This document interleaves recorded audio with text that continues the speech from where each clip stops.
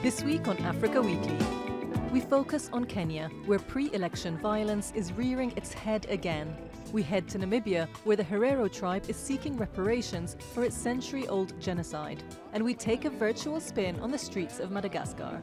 But first, a summary of the stories that made the headlines this week.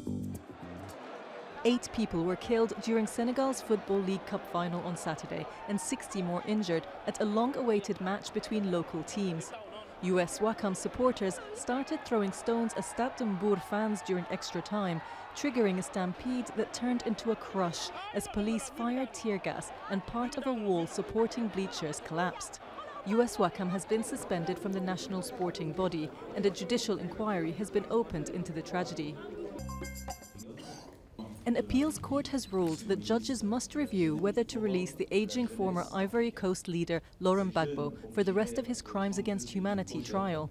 The first ex-head of state to be tried by the International Criminal Court, Gbagbo is held on charges of murder, rape and persecution that took place during the turmoil that followed the 2010 elections when he was defeated by Alassane Ouattara. With presidential polls only weeks away, supporters of Kenyan President Uhuru Kenyatta have been rallying in the streets. Challenging him for the 4th time is Raila Odinga, although this time backed by some of the country's main opposition group in a show of unity. Kenyatta is hoping to win his 2nd and final term alongside his deputy William Ruto, both of whom were indicted by the ICC and accused of masterminding the post-election violence of 2007 to 2008 before the cases were dropped. Mauritanian President Mohamed Ould Abdelaziz kicked off his Yes campaign on Thursday with a rally in Nouakchott for the upcoming referendum that would change the constitution. Earlier in the week, thousands took to the streets of Nouakchott to protest the controversial referendum. Formed of a broad political spectrum, the No Coalition opposed measures including abolishing the Senate and changing the national flag, fearing that President Abdelaziz may be laying the groundwork for a 3rd term in power. A $1.6 million effort is currently underway to repopulate one of Malawi's national parks, the Nkhotakota Game Reserve, with elephants from other parts of the country. 500 elephants in total are expected to have been translocated by the end of August. Filmmakers from across the continent were lauded at this year's Africa Movie Academy Awards in Lagos.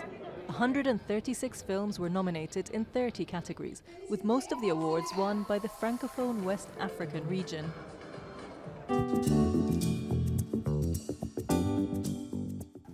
Kenyan farmer Paul Njoroge says barely a night goes by without gunfire, an ambush or a home invasion.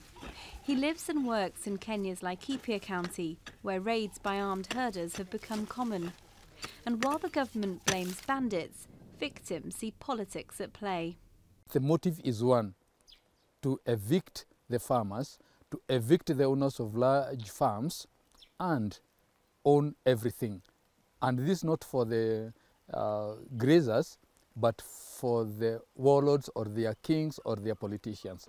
Voting in Kenya tends to follow ethnic lines, so evicting different tribes is seen as a pragmatic political strategy. More than 700 ethnic El Chamas people are seeking refuge in El Dumi camp. They fled after an attack by Pokot raiders in March and, like all displaced people, won't be able to vote in the August elections.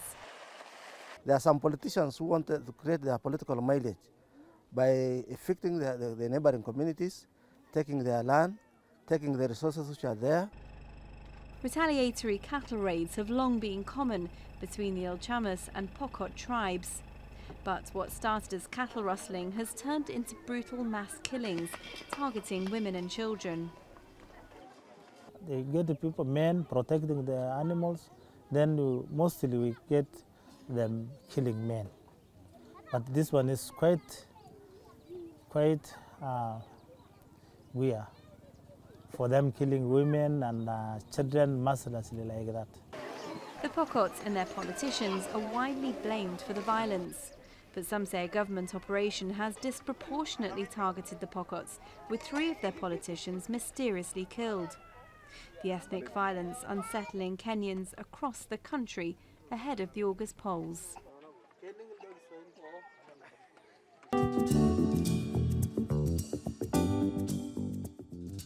Several of Veronica's ancestors were killed by German soldiers at the beginning of the 20th century. Like most of the residents of this township in northern Namibia, she is part of the Herero tribe. It's a group that almost disappeared when 80% of its members were killed in a genocide organized by German colonizers in 1904. The Germans gave my grandmother hardship. She grew up among foreign people. She was forced to speak a foreign language. And we are living in poverty because of what they did to us at the time. Now we want them to restore our dignity. Reparations must come, and we want our land back. This small plaque is the only reminder of Herero suffering in the heart of a cemetery for fallen German soldiers. After a century, negotiations are finally underway between the German and Namibian governments over an official apology and reparations. But the talks are pointless in the eyes of most Herero people and their Nama counterparts, another rebel tribe decimated by the colonizers. I don't expect anything from this negotiation because they are suspect from day one. The way they are crafted says that every Namibian is affected. It is denying the fact that the Namas and Hereros were affected. So these negotiations are flawed from the beginning to the end. Traditional chiefs of the two tribes are seeking three-way negotiations, like those staged between Israel, Germany, and Jewish leaders following the Holocaust.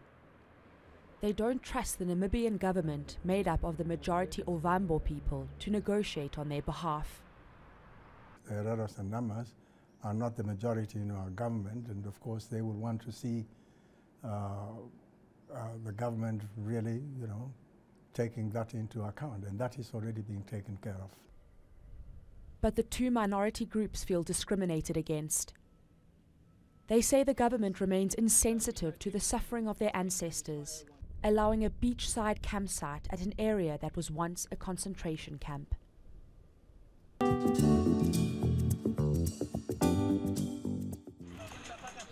The international games market is dominated by Japan, China and the US. But the Indian Ocean island of Madagascar is taking baby steps into the world of virtual play. At a recent gaming expo in Antananarivo, Gazkar impressed players with its free-to-download app. What I like is that all of the tracks are in Madagascar. This game is different from anything done overseas. In racing games, you normally race in cars that are alien to us, like Mustangs. In this, you can race in a 4L. That makes it more realistic. Thanks to Gazkar, players can explore the streets of Antananarivo without pedestrians or the traffic getting in the way. It's even possible to race some circuits complete with authentic potholes. We've modelled 26 vehicles, all customisable. You can alter the chassis, the styling, the engine power. You can drive 2CVs or 4Ls. You can race taxis.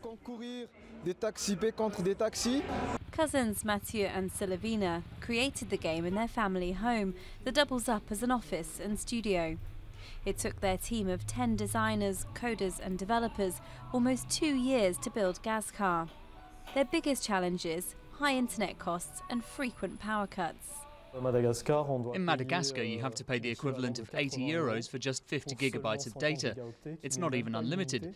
And there are regular power cuts.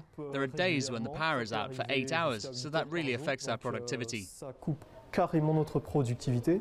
These constraints have slowed the growth of gaming companies across Africa, a continent with approximately 650 million mobile phone users, representing a major potential market for homegrown games.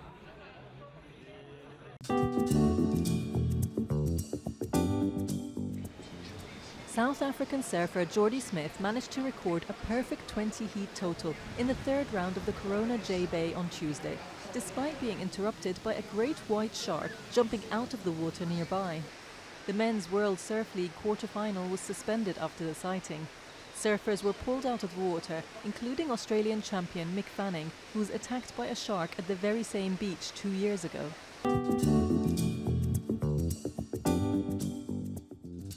Next week we go to South Africa's Eastern Cape, where ritual circumcision is part of these young men's initiation into manhood. That's all from us at Africa Weekly. Until next week.